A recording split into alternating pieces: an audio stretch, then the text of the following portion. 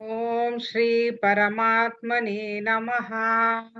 अथ ध्यानम् पार्थाय प्रतिबोधितां भगवता नारायणेन स्वयं व्यासेन ग्रथितपुराणमुनिनां मध्ये महाभारतम् अद्वैतामृतवर्षिणी Bhagwati अष्टादशाध्यायिनीम्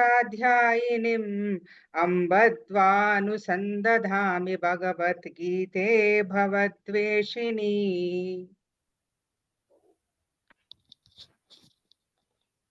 Thank you, Uma. So we'll just do a quick meditation to just anchor ourselves in the current moment. Please keep your eyes closed. Settle yourself. Make sure your back is straight, comfortably leaned behind the chair or a wall. Make sure you're completely relaxed. Take your attention to your feet. Relax it. Attention to your legs. Relax them. Attention to your thighs. Relax. To your hips. Relax. To the back. Relax. Make sure your back is straight and comfortably seated. To your neck, relax. Attention to both the sides of your shoulders. Make sure your shoulders are relaxed, as generally stressed. Take a moment, relax your shoulders. To the back of your head, relax. Top of your head, relax. Your forehead, relax. Attention to your eyes, relax. Make sure you're breathing comfortably. No forced breathing. To your lips, your teeth, relaxed, completely relaxed. Put a gentle smile on your lips. Make sure your entire face is relaxed. Neck, relax. Chest, relax. Stomach, relax. Your legs, relax. Scan your entire body from toe to your head and make sure each and every part of your physical self is completely relaxed.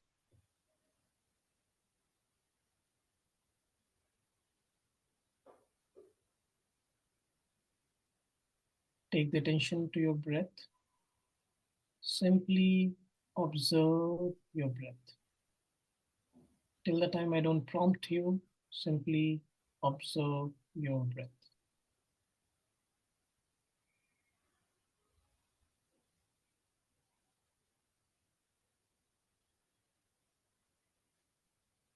Observe the pace of your breath.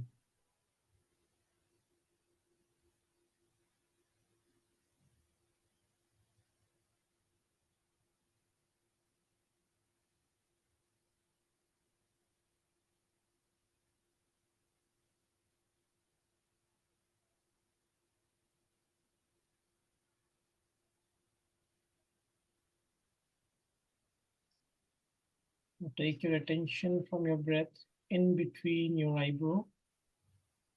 That is called Agya Chakra.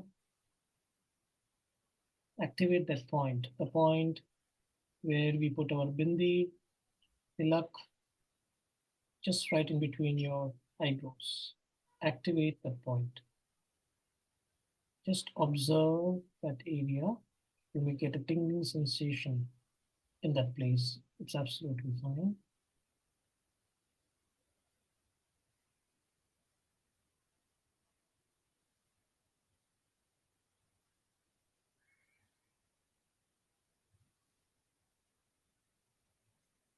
Attention back to your eyebrows.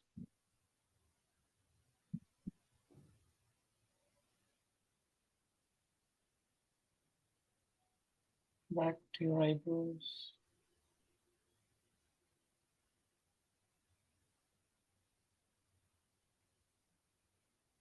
Back to your eyebrow center, your Agya Chakra.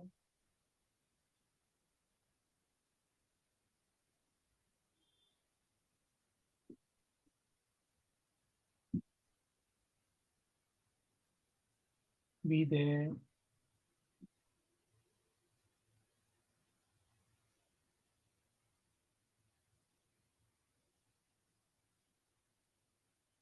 Relax. Slowly take your attention back to your breath. Just observe your breath. See how slowly are you breathing right now. The breath may be shallow, it's absolutely fine.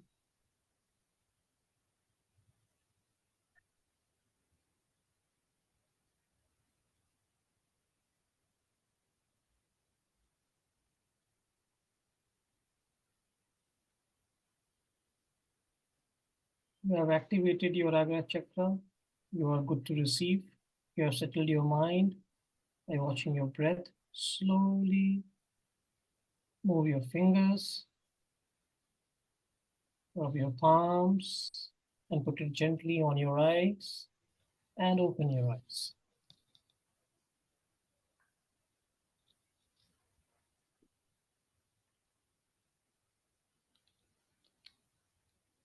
Okay.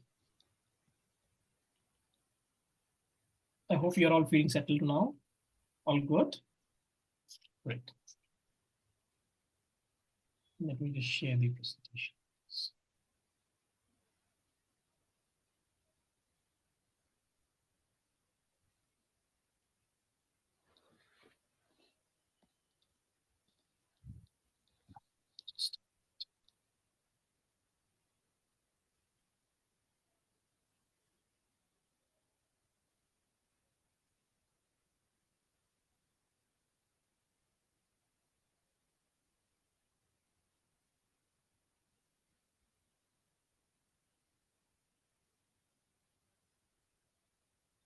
Just give me a minute. It's playing up a bit.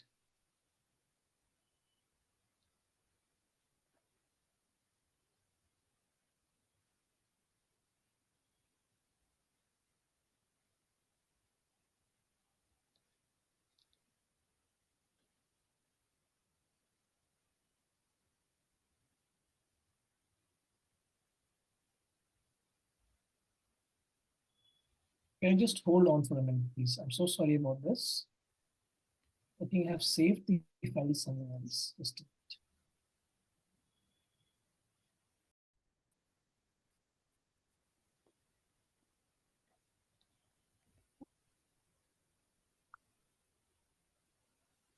Yes.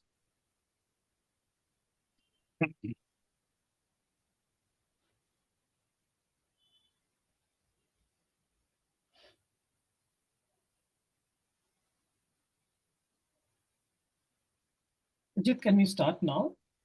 Yeah, we can start. Yeah. Yeah. So, hello everybody.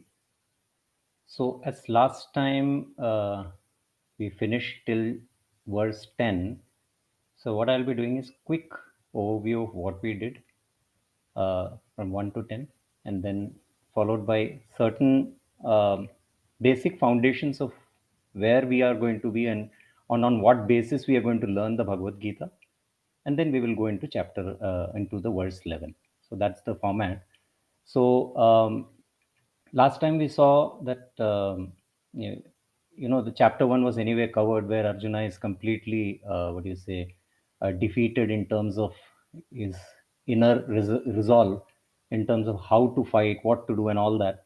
And that continues into the second chapter, wherein he's completely down and out, and Krishna, and he's actually expecting a sympathy from Sri Krishna. But instead of that, what happens is there's a he sharply reprimands him, and he says, "What's wrong with you?" I mean, that's the kind of message that he actually gives. And then again, Arjuna goes into a justification mode, where he gives, how can I do certain things? How can I kill my own teachers and other things?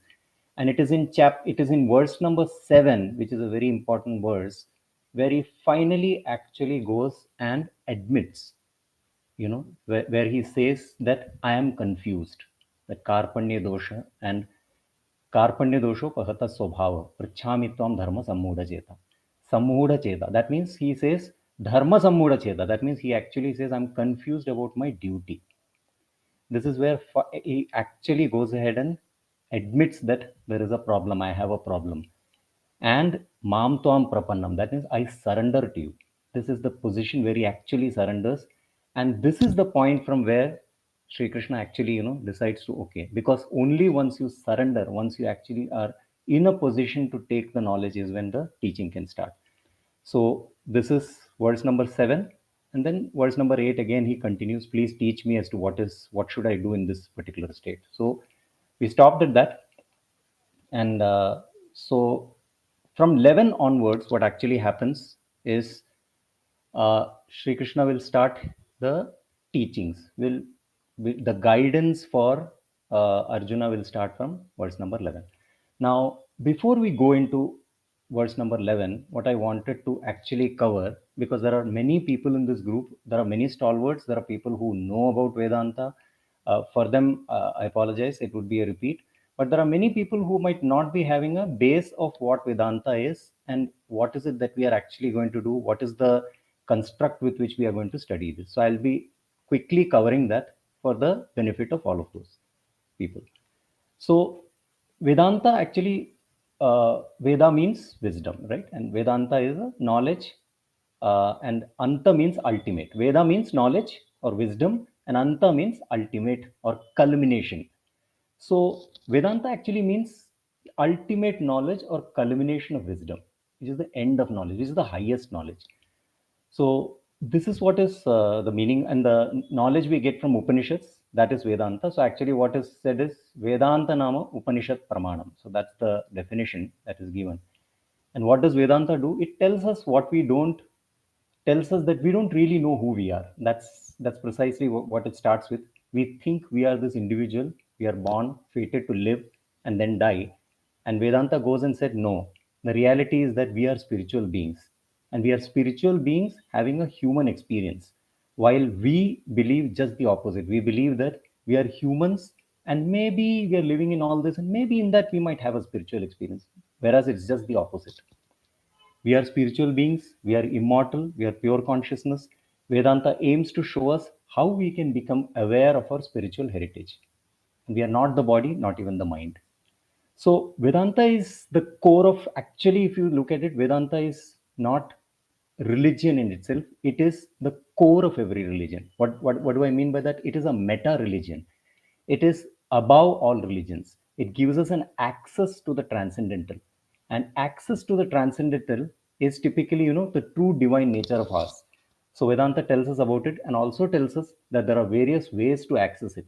The various ways could be through knowledge, through meditation, love and devotion, selfless service, each being different paths, none better than the other. It could be done individually or it could be done together.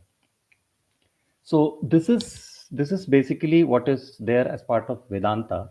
This is an outline of Vedanta. Now Vedanta, when we say, typically everybody thinks Vedanta is, or many of them have this thought that Vedanta is Advaita Vedanta.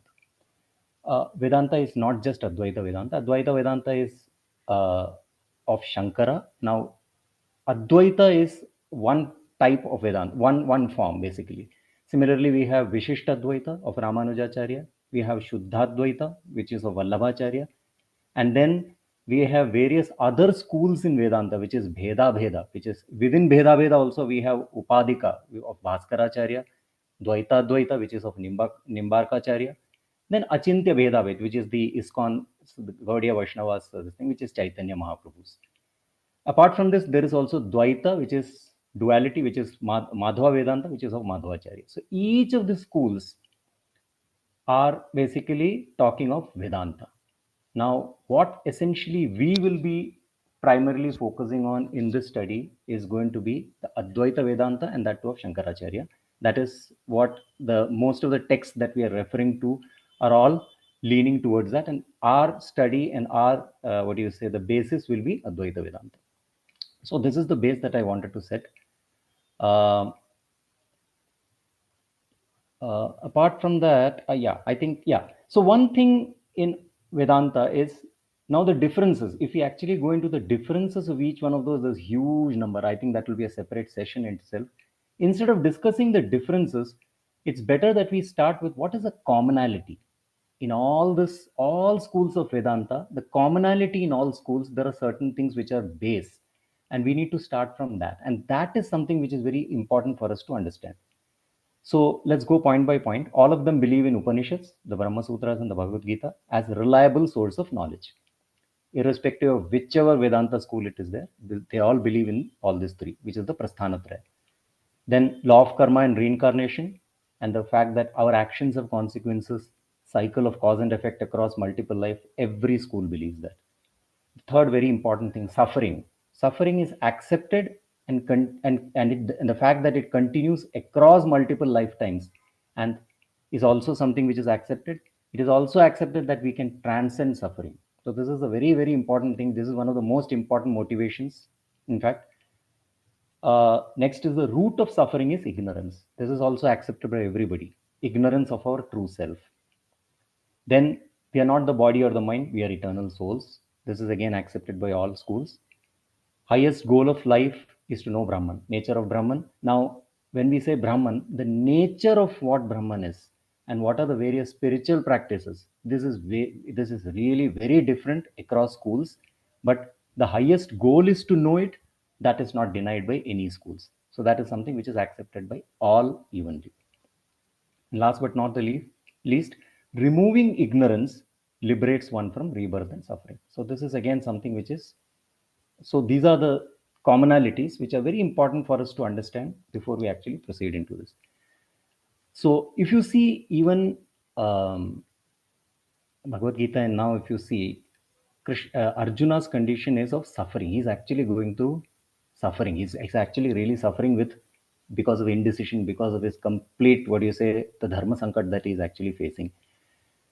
Bhagavad Gita, while Upanishads are speaking of suffering, they actually say the purpose of Upanishads, when they actually say is Atyantika Dukkha Nivriti Paramananda Prapti. That is the basic objective. That means transcending suffering, it's basically transcending suffering and getting ultimate bliss.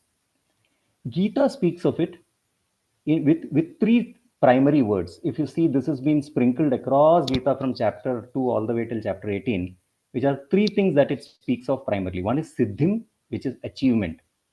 Second is Sukham, happiness. And the third is Param Gatim, which is supreme goal. So Gita also speaks of these things, but it speaks of it at a common man's level. That is a very, very important difference that is there between Upanishads and Bhagavad Gita. Entire Bhagavad Gita is for common men. It's for people like you, me, who are living in this world. How do you live in this world and at the same time? So that is why these words like achievement, you need to have a sense of achievement. What is it? Siddhim. Happiness, sukham, it is being discussed. And then paramgatim. What is that supreme goal on which based on which you can achieve that, you can get that achievement and happiness. So this is something which is being spoken of there. Now, again, chapter 2 is one of the most beautiful and one of the most richest chapters of Bhagavad Gita. It's very important for us to understand, get a bird's eye view of what is chapter 2.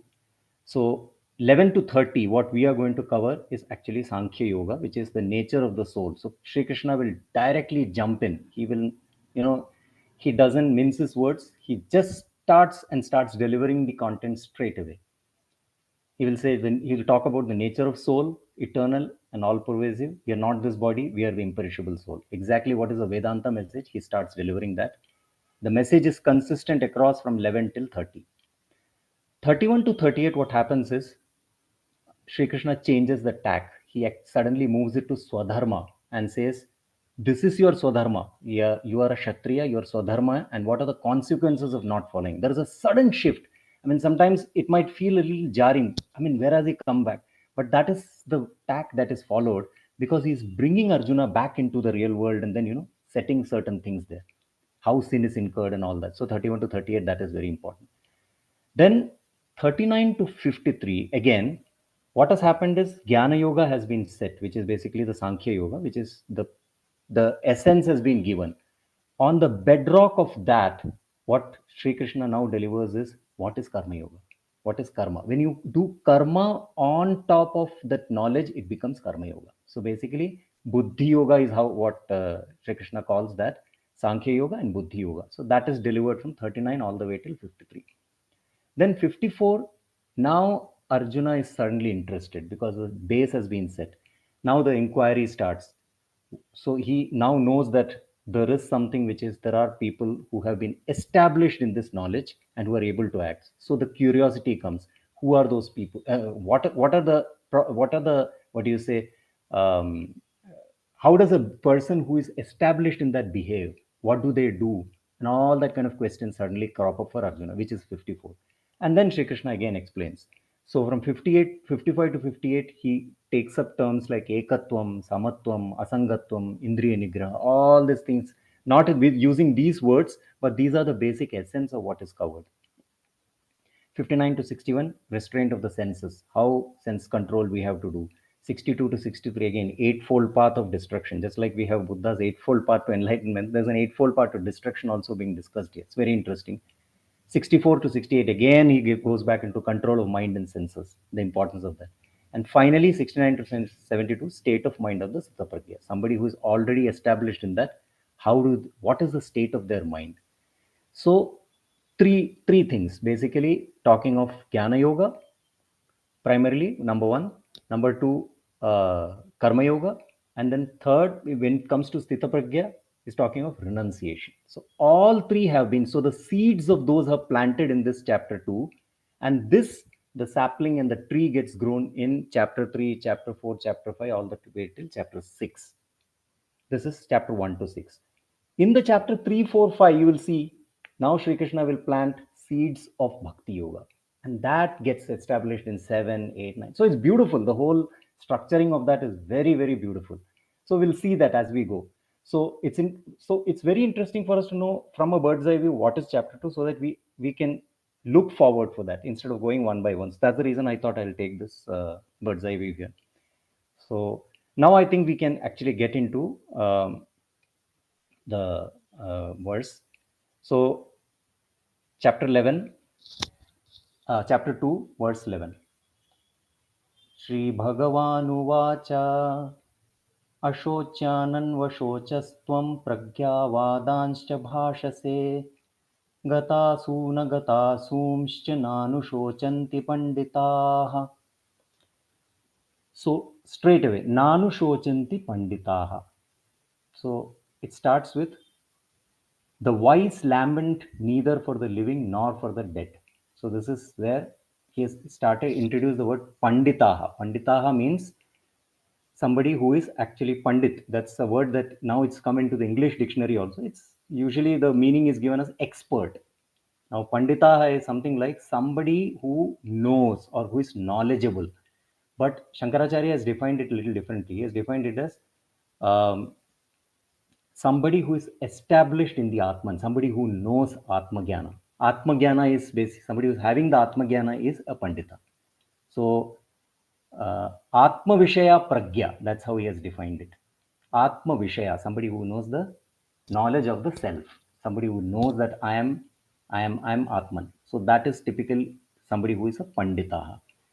So here it is interesting.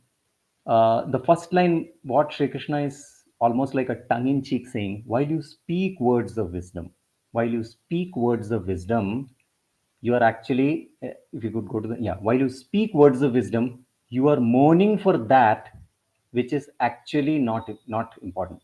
Can you go to the next slide? Yeah. Yeah, mourning for that which is not worthy of grief. So here, what has Arjuna done? Arjuna has actually covered, given a lot of logic which is related to why he should not fight, which is mainly related to dharma shastras. So what Sri Krishna is saying is, he has given the basic, he has laid the first seed, saying that wise lament neither for the living nor for the dead. He has brought in the fact that there is no living, no dead for somebody who is having the Atma Jnana. He has actually established that. He is going beyond Dharma Shastras into Jnana, into philosophical, into Darshana, into the philosophical aspect of it, which Arjuna is not knowing. So from here, now it will move into greater, he will continuously, hammer the same point again and again and again, all the way till verse 30.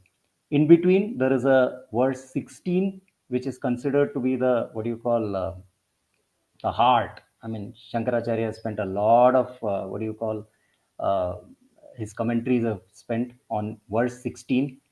And in Uttarakhand, they say, ये तो ये तो गीता की हृदय है. I mean, it's considered to be the heart of Gita. So we'll go through all that. So yeah. So over to you, Anand. I think for the verse 12. If you want me to recite, I can. If you want, you can recite as well. Yeah, Ajit, I'll try. I Yeah, have. sure. Absolutely. Okay, so yeah, thank you, Ajit. I think that was important. And over the last week, when I've listened to a lot of things, I think all these verses starting from 11, uh, it kind of reiterates the same point in different ways. So when we look at the verse 12, it goes like this: Natve evam jatu nasam, natvam neme janadipaha, nachaiva na bhavishyana, sarve vayam ata param. I'm not very sure if that came out right, but so basically the point here is what Krishna is trying to tell Arjuna is never there was a time where I did not exist, nor you, nor all these kings, nor in the future shall anyone of us cease to be. In fact, very interesting. I was just trying to understand. It could have been simply said as all of them existed in the past, all of them are here now, all of them will be there in the future. But I think it has gone more on the negative connotation to push that point, saying that this will happen.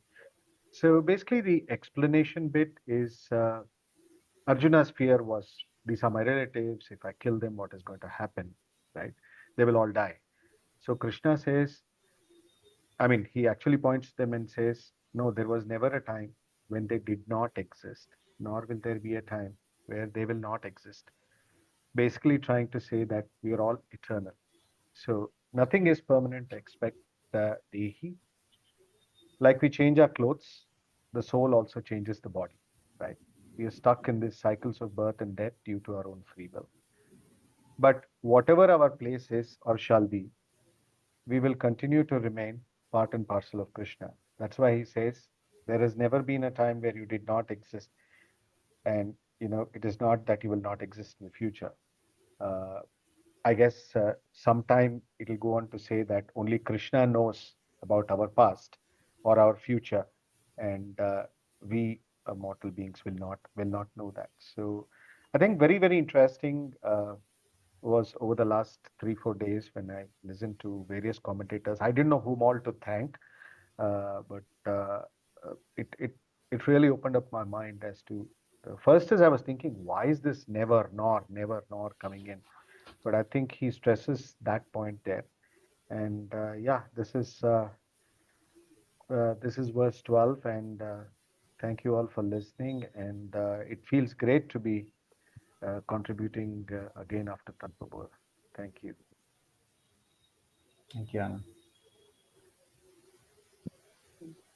Thank you, Ajit. Thank you, Anand, for setting the precedence to verse 13. So, what has happened in these two verses basically is Krishna has concised the whole of Tattva Bodha, at least the major portion of it, in these two verses. So, where we went in and we understood all the challenges of, identifying with the Anatma, identifying with the Atma, Krishna very beautifully in such a short form puts the whole idea to Arjuna over here. And he is saying basically that if you understand that what you are actually attaching to and from where you are making decisions are from the anatmas, you are identifying with your body, your mind, your emotions, and you're also bringing that same attachment towards the people you love in the form of body, mind, and that is where you're getting caught. But if you move a little higher and see that though there is this anatma that we are identifying it in this worldly sense, they are all atmas who have been there before, who are existing now in the form of this body and mind. And even after this life, they are going to exist as that Atma. So the more you look at them from that perspective, you will understand that you are not killing anybody and the attachment you are having is very, very worldly. Arjuna, being the knowledgeable person he is very well versed with ethicalities of how things work, what dharma is, what adharma is. He is very clear about that. And being a Kshatriya, he also knows what his duties are. So Krishna is not at all venturing into that aspect of Arjuna and trying to explain things there. But he is understanding that Arjuna's suffering is coming from the self ignorance he has because he is not understanding the true self of the Atma, and which is where all the raga, shoka, and mohas are coming out for him. So he goes directly into that aspect of the philosophical angle and he tries to explain the concept of Atma to him through these simple verses. Now, while Krishna is making this effort to help Arjuna understand that don't look at the body and the mind, look at the Atman that has always been there, the Atman which is eternal and which is changeless and all pervading, then you will see that their life will go on. The journey of the Atma will go on no matter what. It doesn't end here. When I read this, there is a challenge I see as well, which Arjuna also sees. And that is, let's read this verse and go through that. I'm not very good at this. I'm giving it a try. Dehinosmin tata dehe kaumaram yauvanam zara tata dehanta prap tata dehantar praptir dhiras tatra namohyati. So what basically, can we go to the next slide? So what they are basically telling is, if you look at the soul, just as it has moved from many janmas and come to this janma and has come to life as this body and mind, in this life, the body and soul are also going through changes. I'll come to this a little later. Before that, I have a little explanation to give, and that is what I'll do. So now that Krishna says to Arjuna that, you are experiencing a lot of grief at the thought of losing the loved ones because you're identifying with the anatmas. And when you identify with the anatmas, you see the mortality of it. You see that this is going to end. But if you see the true sense of Atma, you will realize that there is an immortalness to it, which you will understand. Now, for any human being, just like Arjuna, the challenge is, though we understand the concept of Atma, the attachment we have created is with the body that we see in this life. We have grown up feeling attached to this worldly presence of that person, their emotions, their thoughts, and the experiences we have had with them. So to move from a place of experiencing this attachment to a place of suddenly seeing them as an Atma can be challenging, especially when you are in the nick of the challenge. If you have worked on this before, it's a different story. But at that moment, when you have to act upon things, to suddenly shift this attachment from body and mind to the Atma level becomes very challenging. And that is where Arjuna is feeling completely stuck. He sees these people in body, flesh, and blood right in front of him. So, because of this, Arjuna is overcome by too many emotions. So, the Krishna very logically gives a small explanation to this. See, you have already understood that Atma is coming from different lives and it is in this life and more. Now, if you have to understand it from the body point of view also, let us see. The body is going through different phases. When you are born in an infant, you had 300 bones.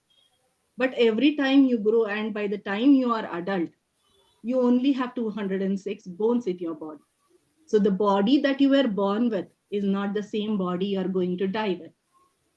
And scientifically also, if you see, every cell in your body has a life of 9 to 10 years where it rejuvenates itself. So again, with every phase you are moving from, to infancy, to childhood, to adulthood, to old age, your body has changed.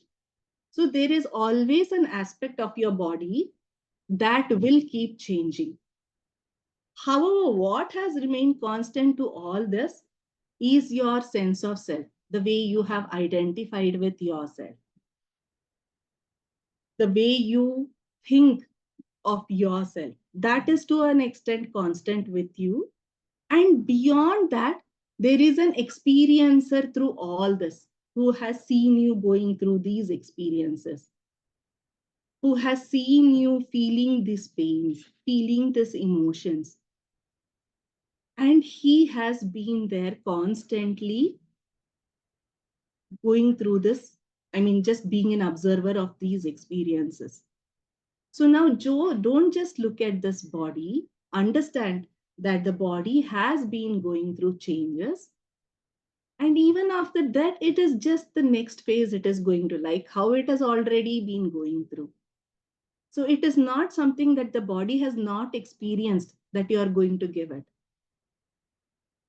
Become more aware of that experiencer that they have within, who is going to continue this journey. So instead of getting attached to only the body, look at that experiencer and take a step back from your emotional attachment to the body, so that you can go ahead and do your dharma and do what is right for the people and for the world. This is what Arjuna is trying to tell to Arjuna. Krishna is trying to convey to Arjuna in this verse. And there is also a concept of Atma being Akarta and Abhokta. Means, while we as this body are doing many kriyas, many actions, the Atma is just an experiencer. So he is not taking part in any of these actions. So don't look at your Atman as someone who is a murderer or a killer of the people. That Atman in you is not committing any kind of sin. Similarly, the Atman in them is not dying either. So look a little beyond what you see as body and mind and try to understand this concept and try to let go of the grief, is what Krishna is trying to help Arjuna understand through these verses. So that is where he is saying, just as an embodied soul continuously passes from childhood to youth, even after death, it will pass on. And all the souls that have existed will exist eternally. Maybe not in the form of body, but in whatever form they need to exist. So have that courage in you that you are just helping them move on to the next phase of life, and don't see it as their end in this life. Yeah, so that's my understanding. Thank you. Thank you, Amma. So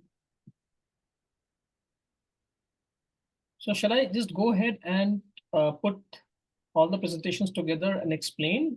And after that, we can do the Q&A. Is that okay for all of you? So that we can put the story together. Is it okay? All right, sure. Let me then do that.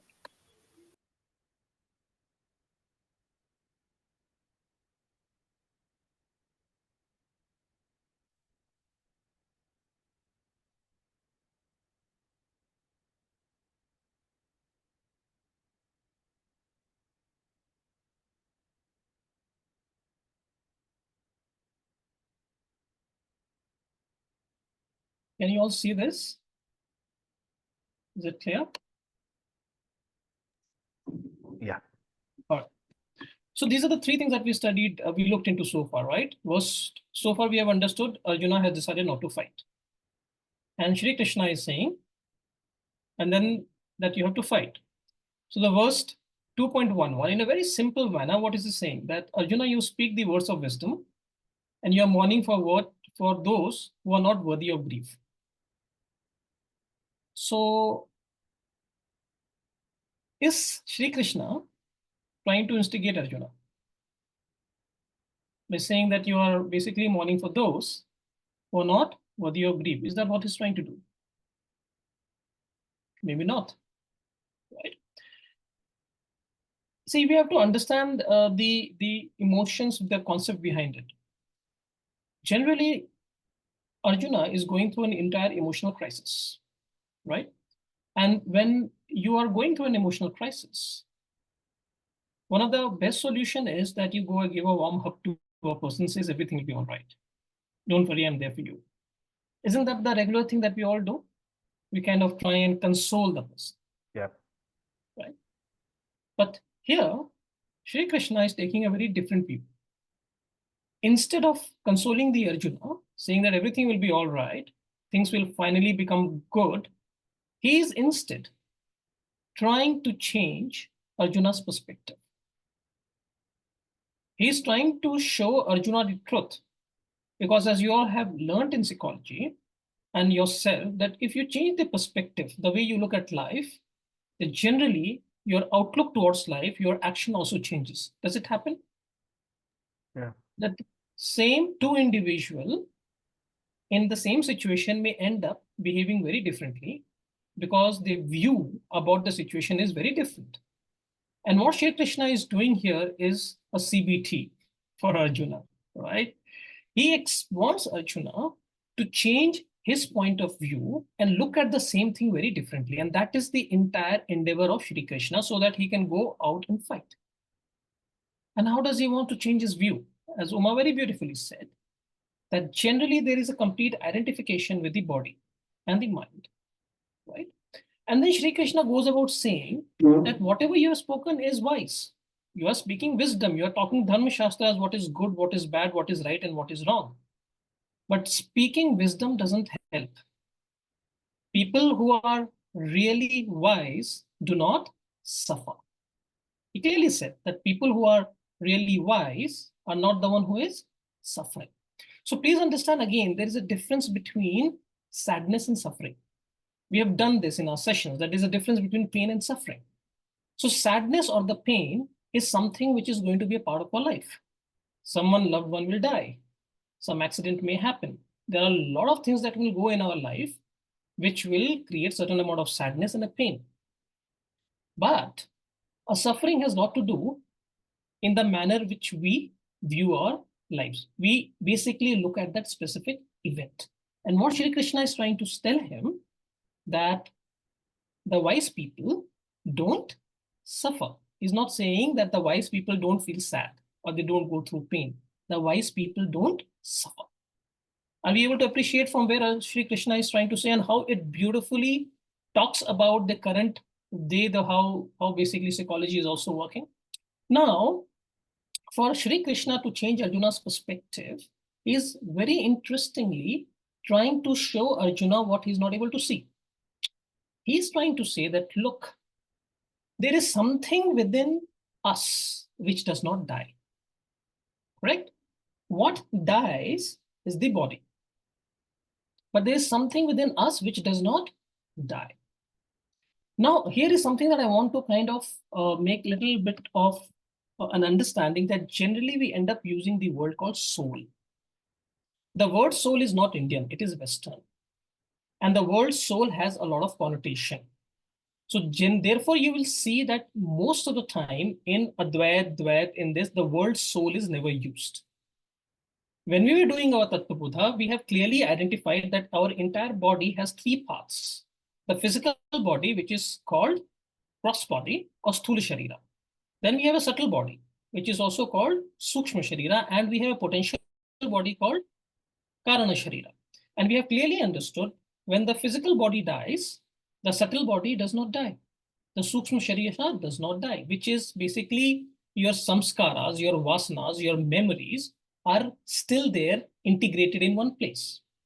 And that moves from one body to another body, right? So Atma does not move. We all know that very well. And in our Tattva, that has been very clearly said that Atma is beyond time. It is beyond space. It is beyond causality. For anything to move, it needs to be in the purview of space and time. So something which is beyond space and time, how would that ever be able to move? Right? So if we kind of try and do literal translation is where the problem happens. So we have to understand that when Shri Krishna is talking, the perspective has to be brought in, and that is where a guru is very important. So what Shri Krishna is trying to tell, and therefore if you see in any of the verses, there is nothing never called Atma is written or soul is written. The word is used Dehi. In everywhere you will see here the word is used Dehi. What is the Dehi? The Dehi which embodies the physical body, right? Which is embodying the physical body, because Atma embodies everything, correct? The Atma cannot be trapped inside the physical body, and we know that right now. So what is embodied in the physical body is your Sukshma Sharira, and that is how we have to interpret it. And so what is Shri Krishna trying to tell Arjuna is, look, never was the time when I did not exist, nor you, nor all these kings, nor in the future they shall ever cease to be. So he is trying to say that take your attention away from the body and understand that there is an essence which will never die. And the essence always was there, is there, and will be there. And then he goes about saying that essence also moves from one body to another.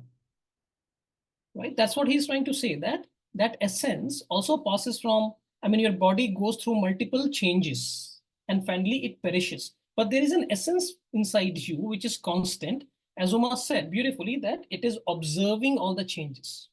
That observer, that essence continues to exist even after this physical body goes away. So that movement continues. So what is important here for us is to understand that Shri Krishna is wanting to motivate Arjuna to fight. And for that, he is expecting Arjuna to see world differently. Generally, he is looking at everybody as human beings, and he feels he's killing them. He's saying, take your attention away from the fact that they are going to be killed. They are anyway killed. Anyway, these things are going to happen. The essence within them, which is Dehi, will not get killed. It will pass on from one life to another life to another life. And this is countless because there are countless births. The universe itself is cyclical in nature. There has been infinite number of prior cycles. So there is infinite loop of existence. And therefore infinite sequence of past births. So even questioning that when did the first birth happen itself is very difficult to say. And therefore he clearly says that there never was a time when I did not exist, nor you, nor these kings, nor in the future shall anyone cease to be. Right? So this is just a sum up of what we have done so far. Arjuna had to fight. He was not fighting. He was identified with his role, his body, everybody's as body. Shri Krishna is now telling Arjuna, take your attention from the body to the inherent being which will not die. Is that okay?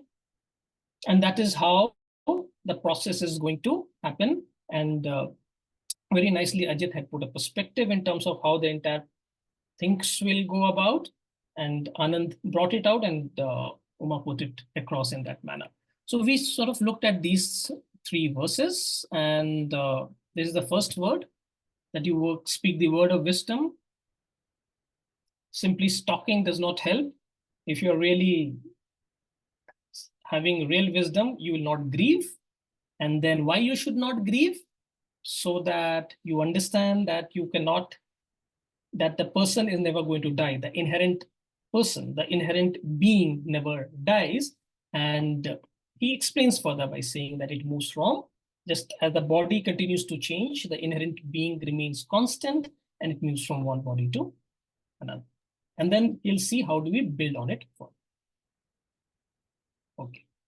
I just wish to add one thing where I found in one of the readings here.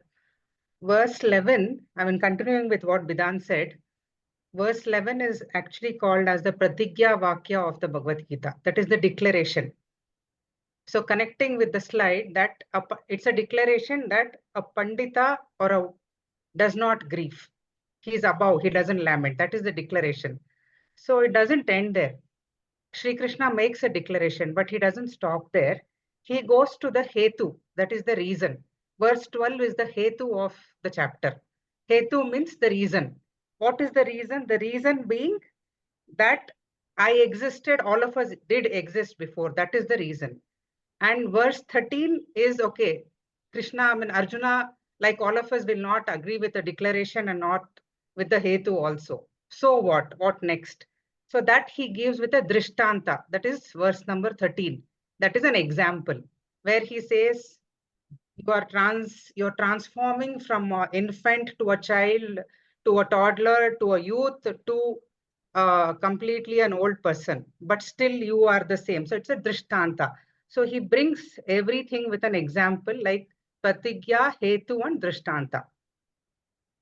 So this is how the whole process of 11, 12, and 13 happens.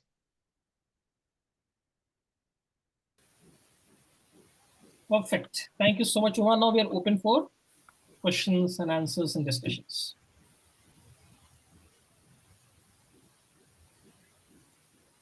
I'm actually, I have a question I'm wondering also aloud, like for human beings, no matter, I mean, like for commoners like us, is it possible not to grieve, no matter how much of wisdom we have? Logically, we this, but when you are in that moment, when actually there is loss in whatever form, uh, how is it possible not to grieve? That's a nice question, Uma and Manju, sorry. And you know, if you don't grieve, what will be the long-term consequences? Exactly my point. So I'm asking from that space as well. Right. So that is where the point here is that here nobody is saying that grieving is bad, sadness is bad, pain is bad. Being present to the pain, being present to the grief, experiencing the grief, going through the grieving cycle is nothing wrong, and it is but how the mind operates. However, my ability to identify myself not as a griever, but as an eternal embodied or dehi, your ability to come out of that cycle becomes much faster. To an extent that after a point of time, when you are no longer identified with your body and mind, that grief itself does not happen, but it is not happening out of force.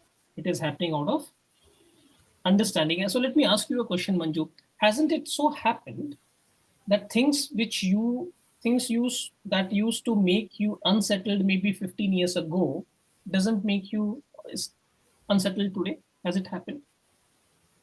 Absolutely. Even with grief, what once felt that I can't move past this, I'm able to tolerate it. I'm able to accept it. So with that, what I'm also understanding, correct me if I'm wrong, is that the journey of the grief is to acceptance. Okay, so through sadness, deep sadness, depression, or whatever the journey of the grief curve that we go through, and the final stage is acceptance. What I'm understanding from here is, like with wisdom, we will be able to achieve acceptance sooner, or um, is that what it is? Exactly. Yeah, the base is better. We basically transcend suffering, is what they say. They never say there is a removal of suffering. Basically, we transcend suffering. So, transcend suffering means basically what it means is you have a base on which you can always fall back to, which will help you bounce back faster. So that's precisely the entire promise of spirituality, wherein it doesn't say, and in fact this has been very beautifully explained by in buddhistic in Buddha's two arrows, right? That means he says the first arrow is a arrow of pain, which Buddha says I cannot remove. And the second arrow is the suffering associated with that. That says there is a solution for that suffering, but there's no solution for that pain. That suffering is something that you can actually transcend based on the base that has been set. That is what is the promise. Wow, that's beautifully told. Thank you. Thank you, Vedant. Thank you, Ajay. So this is a coping mechanism.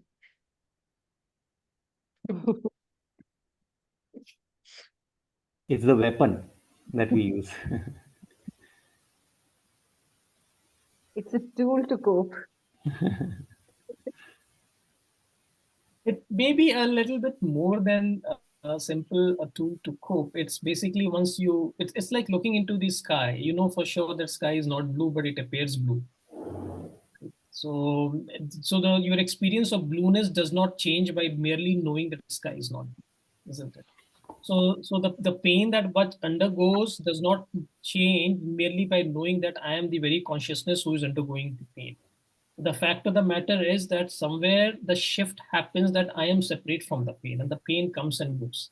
And that allows a person to be more attached or anchored in the reality than getting too identified with the emotions and the thoughts and the beliefs and the idea of self. That's how actual focus is. Maybe it's also the need initially when there is suffering, we want the suffering to go away. So there is denial and like, just so go away, you just go.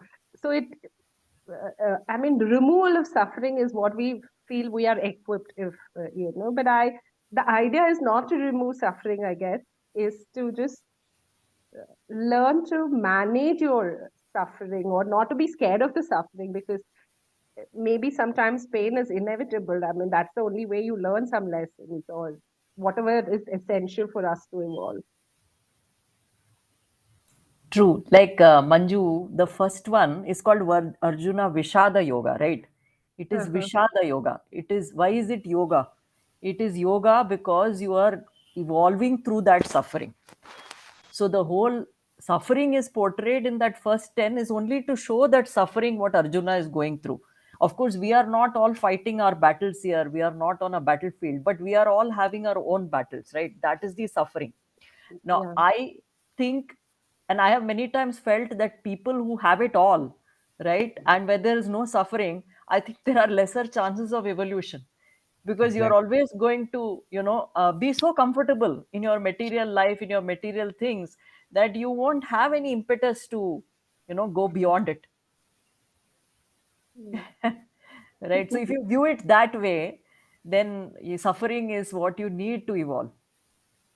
Otherwise, Yeah. we'll forever be clinging to what we have. Yeah, and that comes with the wisdom, I guess. That's Yeah. the wisdom we are talking about. Right. Right. I also feel, I mean, grief is something that hits us at unexpected times, right? So they are not only helping us learn how to handle that crisis in the time of we being actually faced by it, but they're also telling you can also work before that. There's a lot of journey you can go through, how you work on your attachments, how you work on your distancing from the identifications you have made. All this can be worked upon so that you prepare for the journey which you know is inevitable in any which way in your life. Maybe I have a question there, or like I think I differ from what you say, Uma, because no matter how much we prepare, when suffering comes, it just takes you down. Uh, is my understanding of suffering, or like as a practitioner for the longest time, understanding there is a lot of wisdom in terms of how to navigate. Okay, when I had to go through a personal crisis, all the knowledge and all the wisdom just went out. I couldn't anchor to any of that. It didn't seem to work. Nothing seemed to work. I had to pass through that journey. I had to grieve. I mean, there was no way that I could manage in a manner that I would tell my clients to manage. Nothing. All the wisdom just didn't seem to be working at all. I I mean, agree, I'm just Manju, very much. I agree. But my question here is whatever tools I am giving, I am understanding this and how it is to be applied for others. Have I also applied it on myself on a day-to-day basis? If that is so, then have I empowered myself? Right? All this is a journey of empowerment, I feel, for whatever challenges come in your life. I So, think both of you have are correct, Uma. I mean, what you said was very true. But I think probably what Manju is highlighting is to the degree of that particular suffering. And I would say, yeah, there are certain things that we can't maybe, it will sweep us off, but it's more of a question of, I don't even say whether you can practice for everything, but I think, as Uma said, some degree of at least awareness, right? So let it be separation from someone, separation from your children once they grow up, or they go on to their lives. It's inevitable, it's going to come. Many things are going to come, right? Whether it is old age of our parents or death and suffering, everything is going to come. So somehow mentally kind of trying to be ready through these things, I feel, is definitely making some difference. Maybe we are not aware of it now, but it's making some difference to us. And when something strikes, maybe the degree would have been much more severe if we are not even exposed to all this. Yeah, that I agree. I guess, awareness certainly creates a difference. But also, I'm going to bring in a flip side. At one point, when I was going through a low, the very awareness became my enemy. The very wisdom was so threatening. Uh, that uh, that one that kind of I drowned in that wisdom, like being helpless. I knew I was helpless, and there was lack of acceptance basically. But today, in the retrospect, when I see all this wisdom is making sense, but then in that moment and in uh, that phase, nothing seemed to make sense. I don't know, but that's how the journey for me has been. So maybe I'm introspecting from that space. Hey, I just wanted to add here, Manju. I think what you're telling is exactly the stages that, I think I last class, that was something. So I was able to relate exactly what you're telling. You cannot avoid grief. No matter how much you know, it's not going to help you. And that is the beauty of Bhagwat Gita, because they say that there are these stages. So it's okay. The moment you get to know that the problem is within you is the first stage. The second stage is that hopelessness, that the problem, but you don't know what to do with it. And that's exactly what you're telling, right? You don't know what to do with it, with all this wisdom. And sometimes it makes us feel, why the hell do I even know this? Because it's not helping. I'm not able to do anything with this. So I think that's so natural. And it can happen with all. So I think coming to that state of ki, chalo yaar, theek hai, abhi mujhse nahi ho raha hai, is, I think, one step closer that we get. That's all that we can do. Yeah, But it's yeah. yeah. Yeah, it's also to do with, I think sometimes we are too harsh on oneself, and when we are actually going through this journey, what happens is, out of 10 times, say for example, even 2 times we succeed because of whatever we have learned and everything. We don't really acknowledge that. It's like, we have learned addition, subtraction, multiplication, and then we are suddenly trying to solve a trigonometric problem, and obviously we will fail, and then we say no, maths doesn't work for us. But it's not that maths is not it's not the problem. It's the scale of the learning or scale of the application has to slowly, gradationally, it has to move up. So we might be able to use that addition, subtraction, multiplication and solve certain problems. Similarly, in our life also, we will take small steps and move up the ladder. But we sometimes don't see that and try to apply that straight away into the largest problem, and it fails. And then we say, okay, let me throw it out. That doesn't work. So maybe that Yeah. also could be an element. So ignorance is never bliss. What a wonderful discussion. So I think we have overshot our time. So let's do our prayers and let's meet again next week with all these questions And we'll always keep 10 minutes to 15 minutes for discussion to happen to make it more interesting and related. All right. How about you?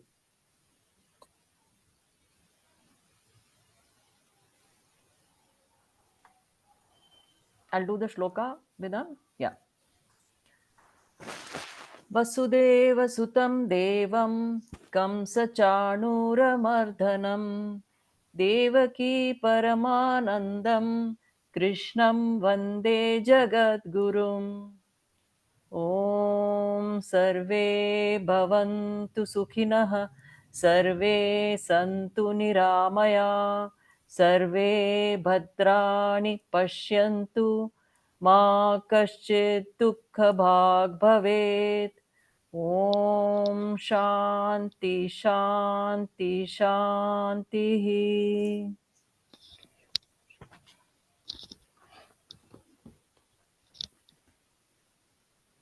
Thank you so much. Thank you, everyone. Bye-bye. Next week. Thank you all. Bye-bye. Thanks. Thank Bye. Thank you. Bye. Bye. Thank you. Thank you. Thank you. Vidhan, if you have 2 minutes, this concept